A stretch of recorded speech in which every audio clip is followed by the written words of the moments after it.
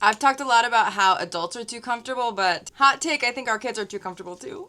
Blah, blah, blah, blah, blah. I was listening to a podcast recently, and it was actually about the development of AI and how it's going to affect our children's lives as they grow. One of the primary talking points was about how kids are starting to rely more and more on AI and chat for companionship. The reason that that's dangerous is because they're not receiving any friction in that relationship. One of the important parts about face-to-face contact is that you get disagreed with. You get told that you're wrong. People get angry at you. And that learning how to navigate those unpleasant feelings at an early age is so important. It reminded me of something that I had heard, and I don't remember the video it was from, so if this rings a bell for anyone else, please put it in the comments so that I can tag this person. But I saw a specialist talking about how one of the most important and valuable things that we can do for our children is to disagree with them on a daily basis or say no on a daily basis. Even though that sounds easy in theory, I have a really hard time implementing it because it is a lot easier to just keep the peace, right? Like sometimes if I'm saying no to something and Archer starts to freak out, like it's easy to just go, okay, like you can have the thing. Trying to implement this has really changed how I've started parenting because it's a lot easier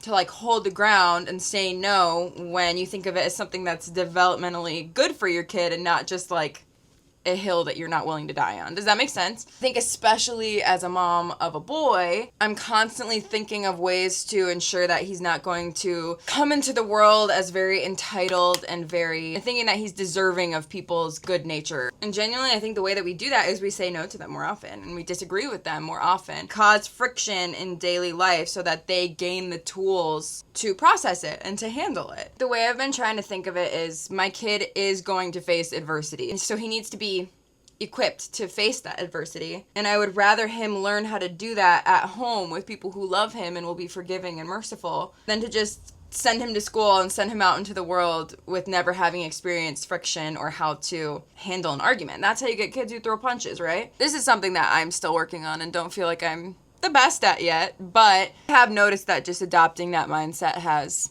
just helped me in being a better disciplinarian. Before anyone comes for me on that sentence, I do think that as parents, being an effective disciplinarian is a really important skill for us to have. Discipline is the thing that's going to prevent us from having meltdowns, having screaming matches at each other, because if he can better listen to me and I can better listen to him, then things won't escalate to yelling. A huge part of my page and the reason that I share a lot about motherhood is because I want women to find joy and to find freedom in motherhood. So I guess the point that I'm trying to make is that I hope this video just gives you a little more confidence in saying no, causing some friction, because it will make them happier, healthier, more capable adults.